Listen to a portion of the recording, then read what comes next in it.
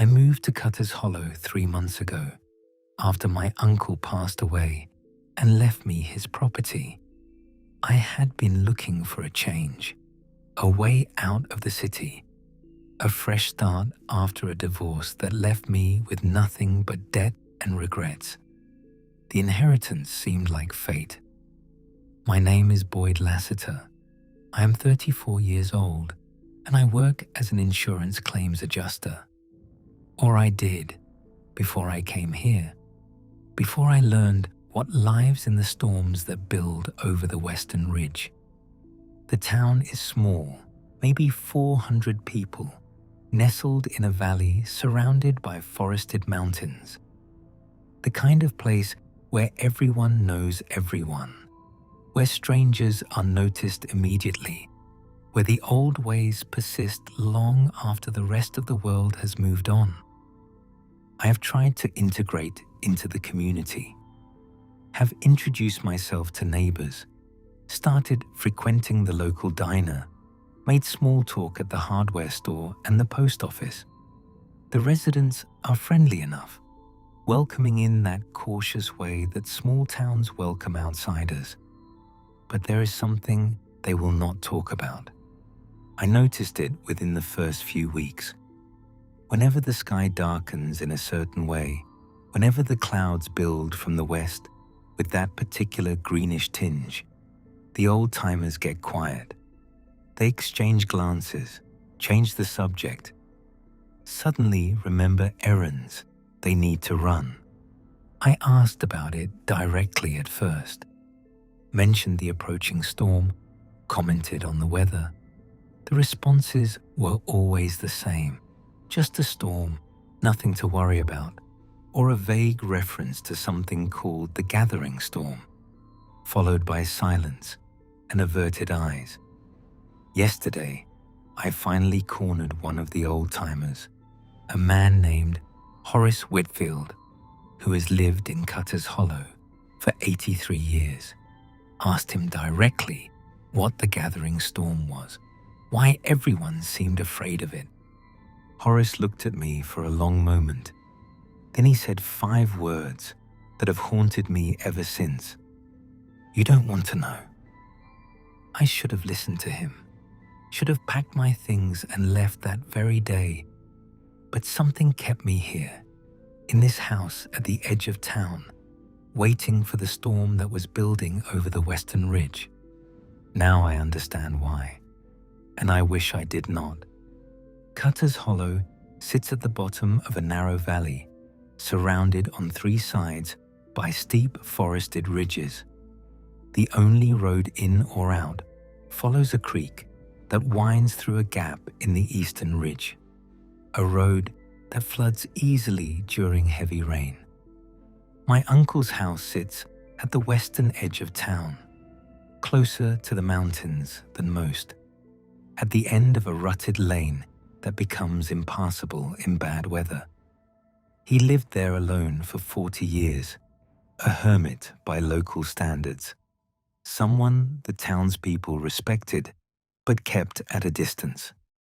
I have gone through his belongings, trying to understand the man who left me this property, found old photographs, worn furniture, a lifetime of accumulated possessions, but nothing that explained why the townspeople looked at the house with something like fear in their eyes.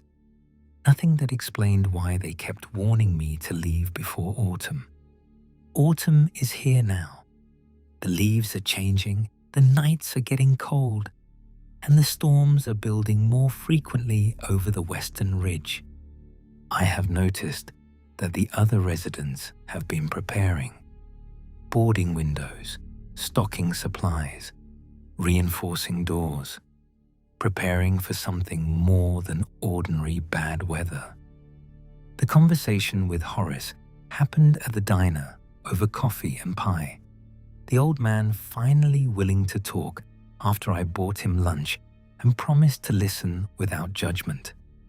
Horace said the gathering storm had been coming to Cutter's Hollow for as long as anyone could remember.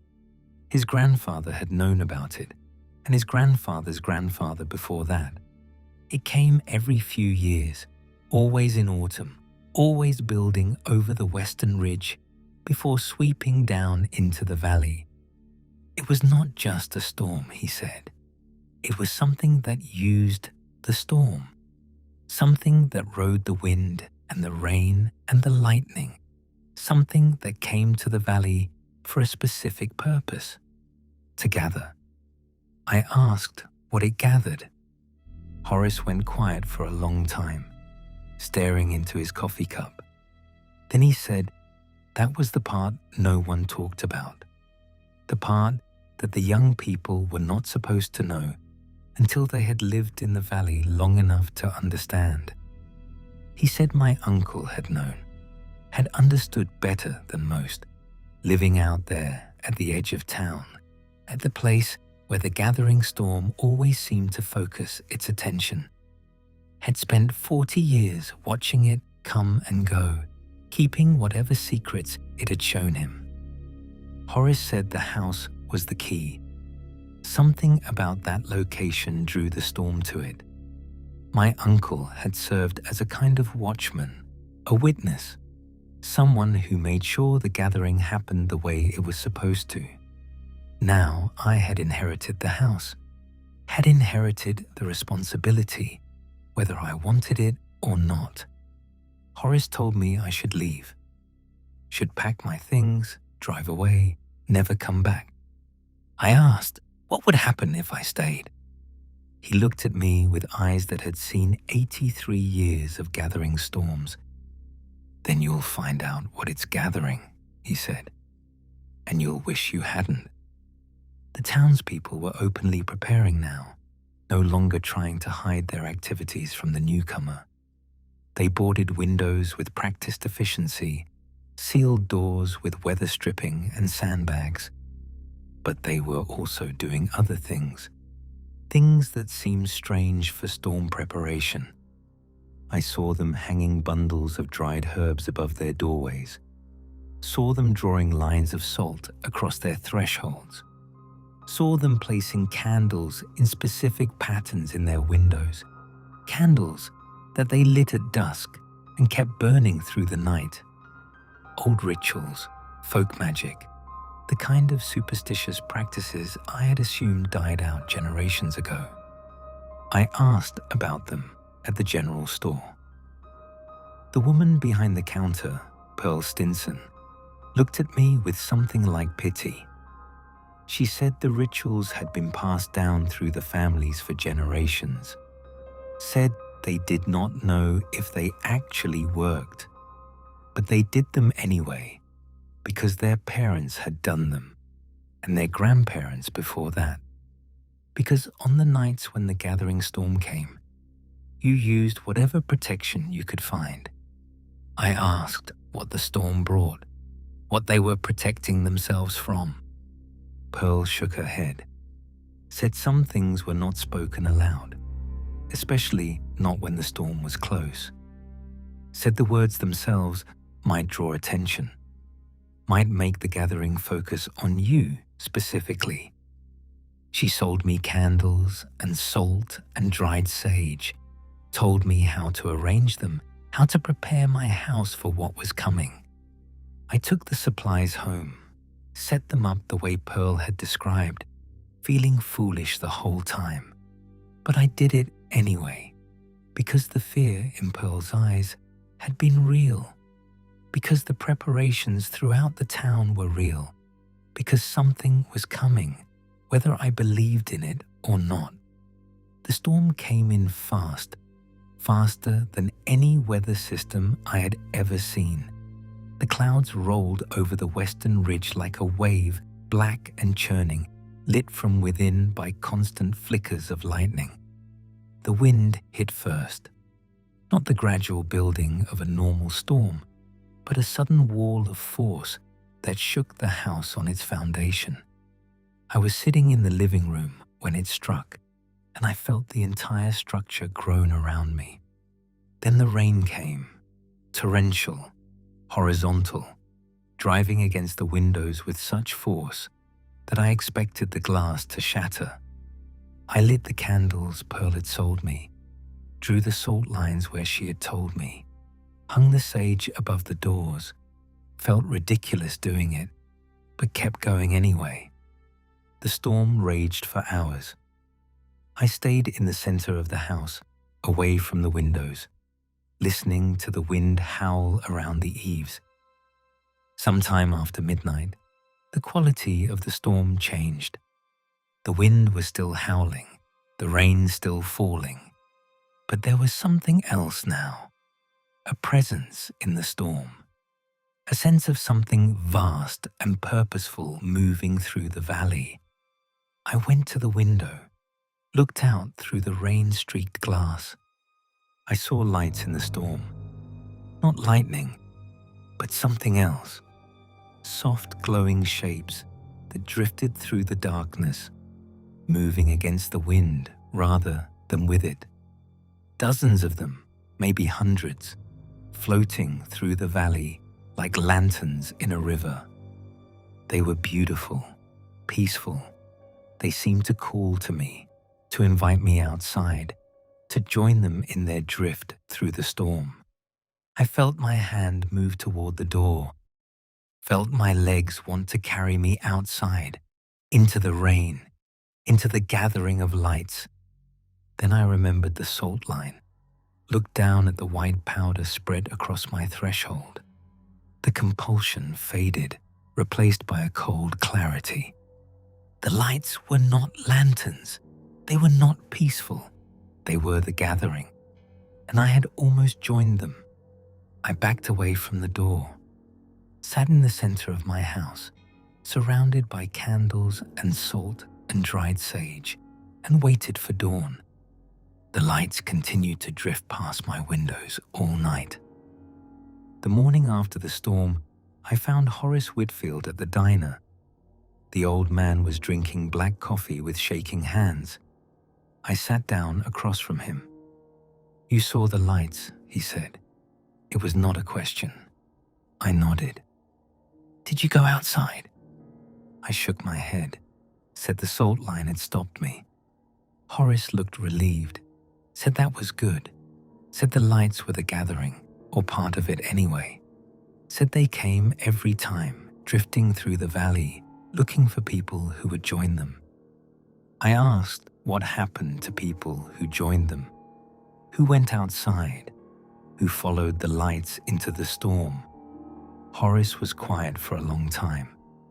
Then he said they became part of the gathering, were collected, taken, added to whatever was building inside the storm.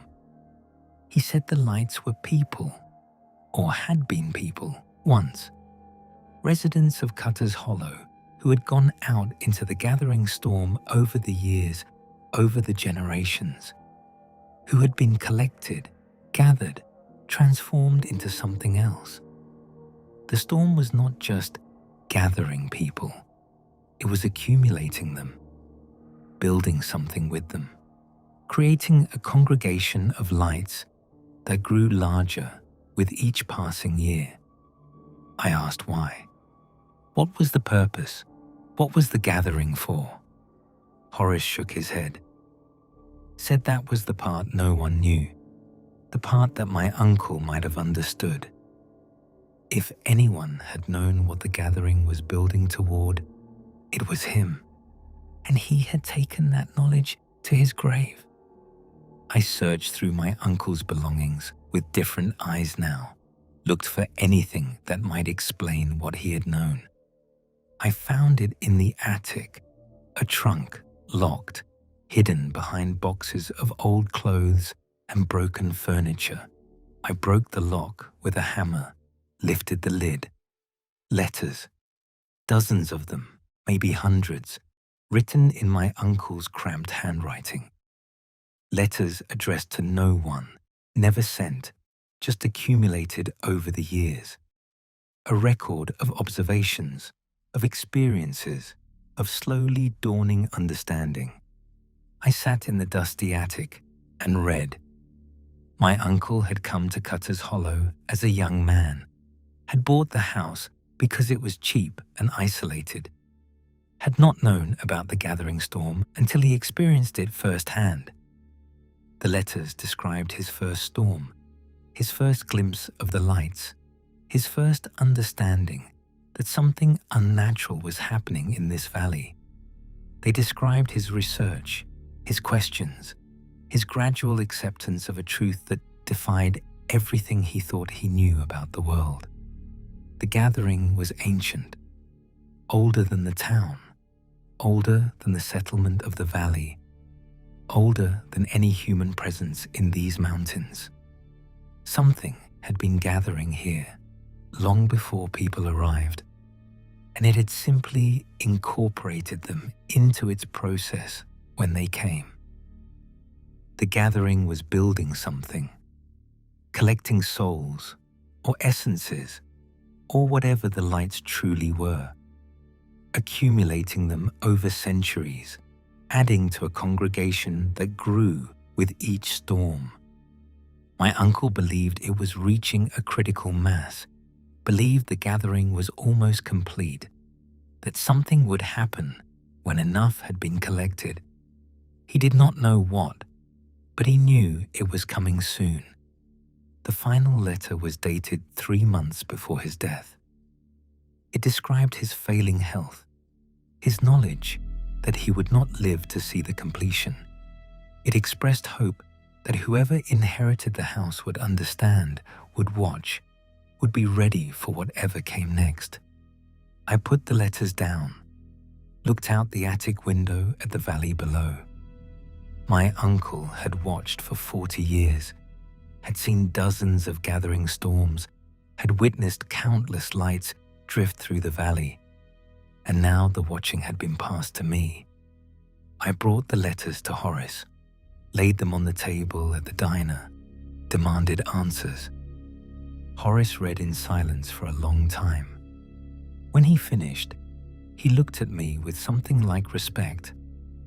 "Your uncle understood more than most," he said. "More than anyone in town, maybe." I demanded to know what the gathering was building toward, what happened when enough had been collected, what the completion would bring. Horace said he did not know for certain, but the old stories, the ones passed down from the earliest settlers, they spoke of a change, a transformation, a moment when the gathered would become something new. He said the lights were not just collected, they were being prepared, shaped, merged into something larger than any individual soul.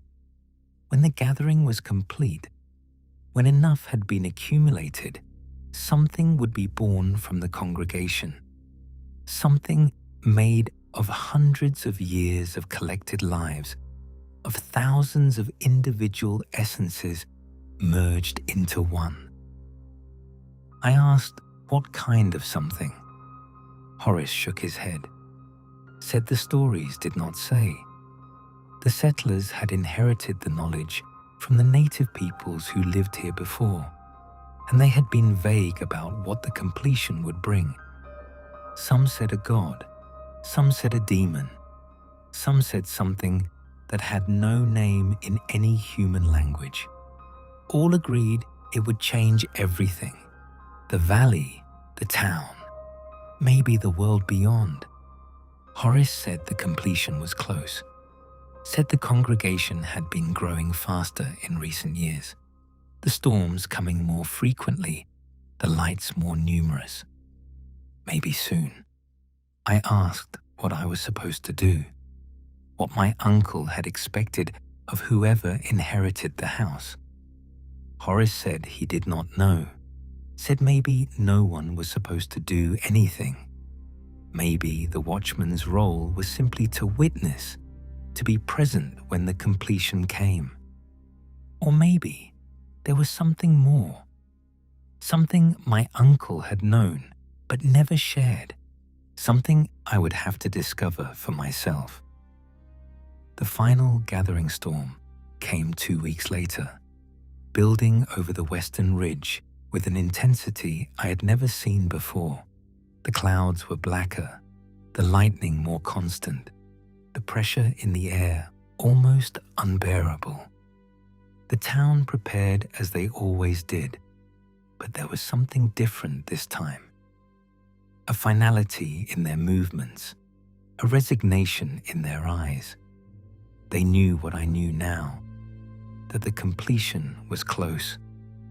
I prepared my house with the candles and salt and sage, but I also gathered my uncle's letters, all of them, and brought them to the living room, spread them out on the floor, looking for anything I might have missed. I found it in the last letter, a passage I had skimmed before, thinking it was rambling philosophy. My uncle wrote about the watchman's role, about the responsibility that came with the house at the edge of town. He wrote that the watchman was not just an observer, but a choice, a decision point. When the completion came, the watchman would have to choose whether to let it happen or to try to stop it. He did not explain how to stop it, just wrote that when the moment came, the watchman would know what to do. I put down the letter as the storm hit. This time, the wind did not just shake the house. It seemed to reach for it, to pull at the walls, to try to draw me outside. The lights appeared immediately, hundreds of them, thousands of them, surrounding the house in a swirling constellation. They were beautiful. They were terrifying. They were calling to me, louder than before, more insistent. And at the center of the gathering, something was forming, something vast and luminous, made of all the collected lights beginning to coalesce into a single shape. The completion was happening, right now, right outside my window. And I had to choose. I stood at my door, looking out at the gathering, at the shape forming from the congregation of lights. I could feel its pull, its invitation, its promise of merger with something larger than myself. My uncle's letter had said the watchman would know what to do. I did not know, did not understand how I could possibly stop something that had been building for centuries.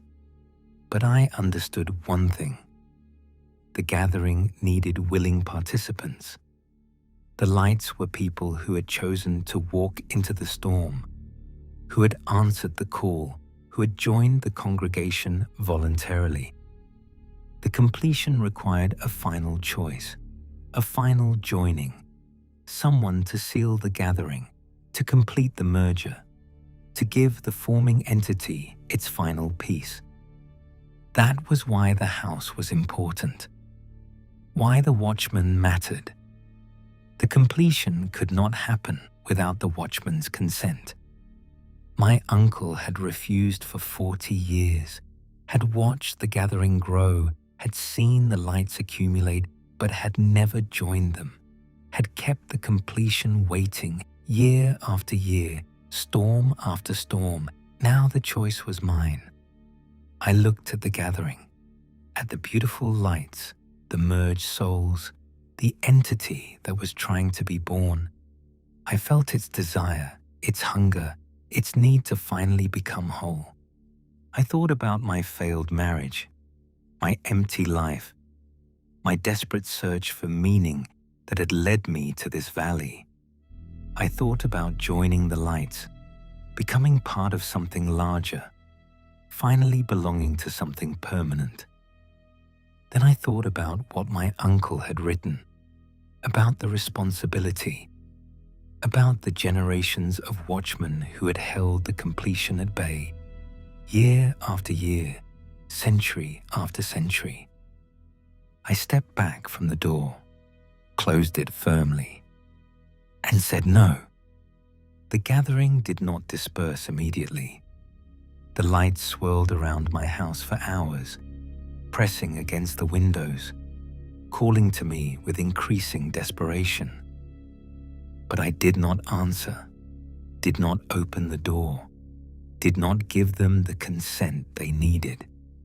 Eventually, as dawn approached, the storm began to fade. The lights drifted back toward the western ridge.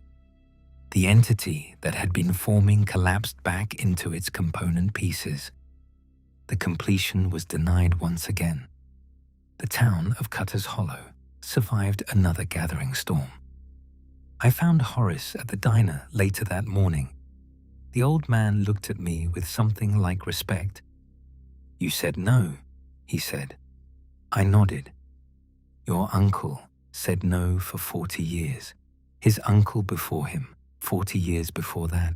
Someone has always said no, all the way back to the beginning."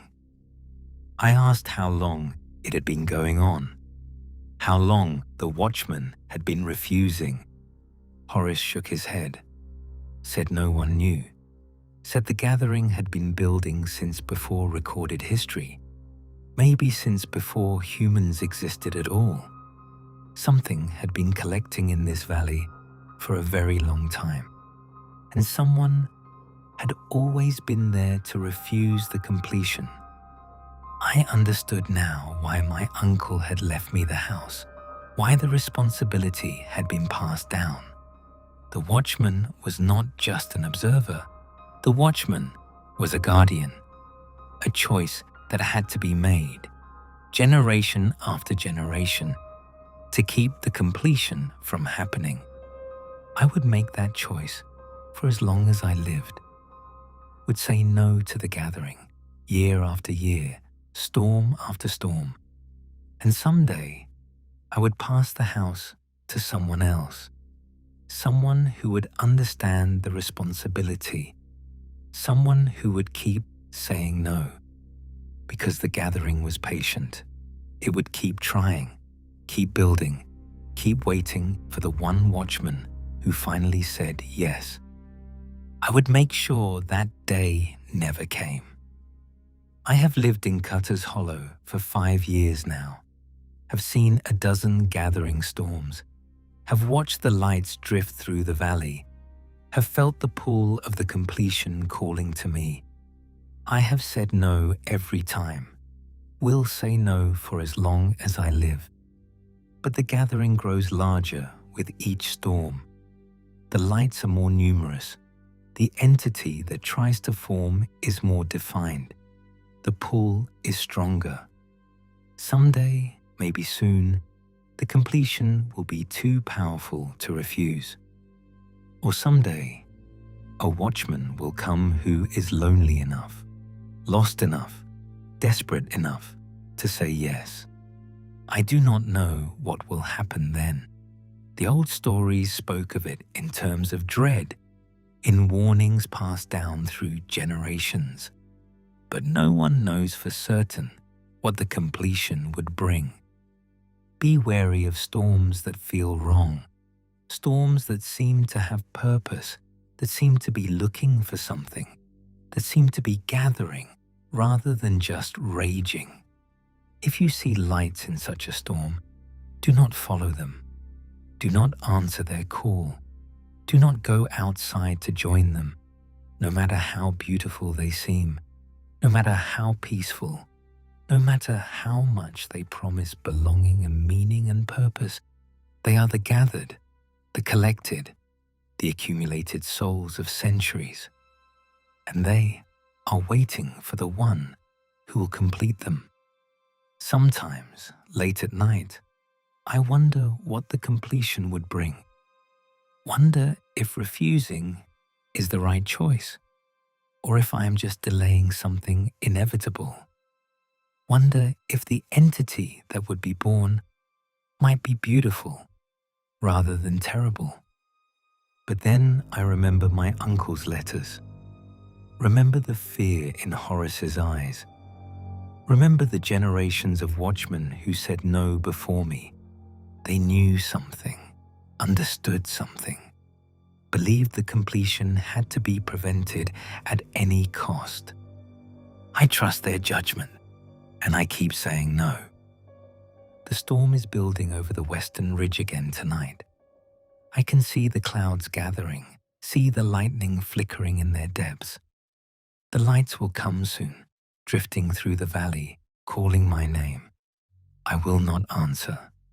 I will sit in my house at the edge of town, surrounded by candles and salt and sage, and I will refuse. Will add another night to the centuries of refusal that came before me. The gathering will continue. The congregation will grow. The entity will try to form, will press against the barrier of my choice, will beg me to let it become whole. And I will say no, because that is what watchmen do. Because that is what my uncle did, and his uncle before him, and all the watchmen stretching back into history. Because the gathering must never be completed. Because whatever would be born from those lights, whatever would emerge from that congregation of collected souls, it is not meant to exist. Not yet. Maybe not ever. I do not know how long I can hold out. Do not know how many more storms I can survive before the pull becomes too strong, before the loneliness becomes too much, before I finally give in and step outside to join the lights. But tonight, I will say no. And tomorrow night, I will say no again. And I will keep saying no until I have nothing left to give. Because that is the burden of the watchman. That is the inheritance my uncle left me, and I will carry it until the day I die. The lights are appearing now, drifting down from the ridge, beginning their slow circuit through the valley, beautiful and terrible and hungry for the completion that I will not give them. I turn away from the window. I light my candles. I wait for dawn, and I say no.